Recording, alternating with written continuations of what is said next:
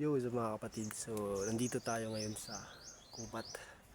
Well, naghahanap tayo dito ng mga pugad ng ibon, kagaya ng pugad ng manatad, tukmo, or mga ano pa, ano-ano na pwede natin makita dito sa paligid.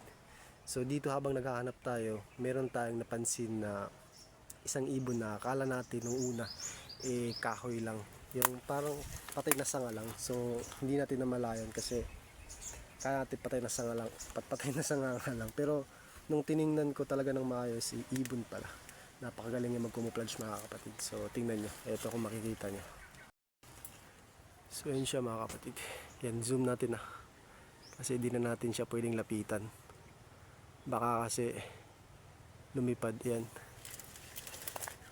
Ayan, kung nakikita nyo, medyo blurred yung camera natin kasi wala tayong dalang scope. Yan, nakikita nyo, hindi siya gumagalaw. Para talaga siyang patay na kahoy. So sa mga kapatid natin dyan na nakakaalam ng pangalan ng ibon na to, ang pagkakaalam ko is nightjar. Tama ba yun? Siguro, hindi ko alam. So anong tawag nito sa lugar ninyo mga kapatid? So comment lang nyo sa comment section down below. Then babasahin natin para alam natin kung anong pangalan o anong local name ng ibon na to. So yun lang mga kapatid, salamat.